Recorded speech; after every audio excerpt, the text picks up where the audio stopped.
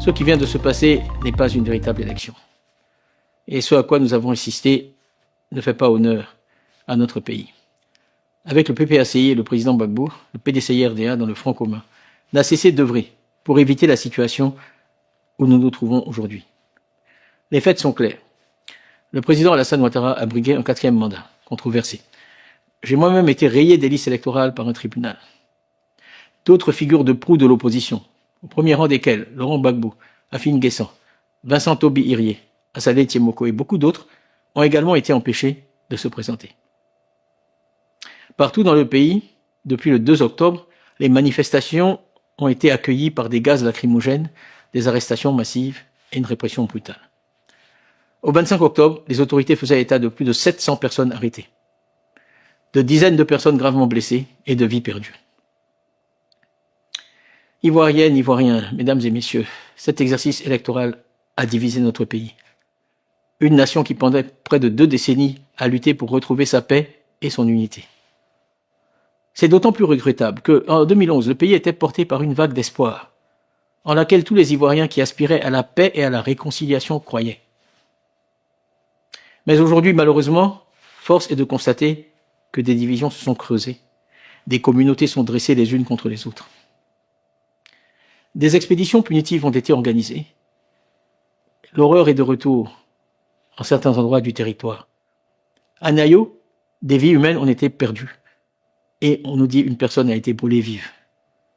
Nous avions pensé que le spectre de ce type de violence ne reviendrait jamais. Mais il semble que nous nous sommes trompés. Au lieu de nous rassembler, nous nous sommes divisés autour de cette élection et avons reculé dans la construction d'une véritable nation ivoirienne. Nous avons été nourris de slogans dont le plus ironique, compte tenu de la réalité à laquelle nous sommes confrontés aujourd'hui, semble être de vivre ensemble. Nous tenons tous à la stabilité du pays, qui est notre bien commun. La stabilité du pays. Nous avons toujours pensé pour notre part qu'une élection inclusive était le meilleur garant de la stabilité du pays. Et que la continuité, rassurante en apparence, pouvait conduire à l'instabilité, car la soif de changement du peuple ivoirien était réelle. Et les faits récents semblent malheureusement nous donner raison. Le taux d'abstention que certains tentent aujourd'hui de manipuler est en réalité le verdict du peuple, un rejet silencieux mais puissant d'un exercice électoral peu crédible auquel la grande majorité des Ivoiriens a refusé de participer avant-hier. Le 25 octobre 2025, il ne s'agissait pas d'une élection au sens démocratique du terme. Dans certaines localités, on nous annonce même parfois un nombre de votants supérieur au nombre d'inscrits. Ce n'est pas cela la démocratie.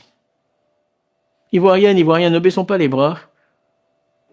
Nous savons que la justice et la transparence sont les fondements du véritable développement et de la prospérité.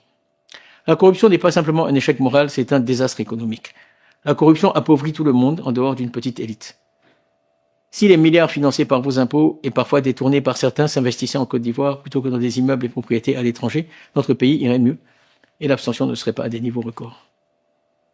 Des routes dans le nord et dans l'ouest, à Soubré, des centres de santé dans nos villages, des écoles de qualité pour nos enfants auraient été construits. Nous ne pouvons pas permettre que les richesses de notre nation soient détournées alors que notre peuple vit dans la misère. C'est pourquoi aujourd'hui, j'appelle toutes les forces vives de notre nation, les partis politiques, la société civile, les chefs religieux, les chefs traditionnels, les jeunes et les femmes surtout, à s'unir. Nous rejetons la violence. Nous rejetons la violence. Parce que nous croyons au pouvoir de nos idées, à la force de l'unité et non au langage de la peur ou des armes. Il n'y a qu'une seule façon de vaincre la fraude, la transparence et les faits. Là où règne le mensonge, nous apporterons des faits. Là où règne la peur, nous apporterons de l'espoir. N'ayant pas participé à cette élection, nous ne nous interdisons pas pour autant d'agir. Pacifiquement, courageusement et tous ensemble.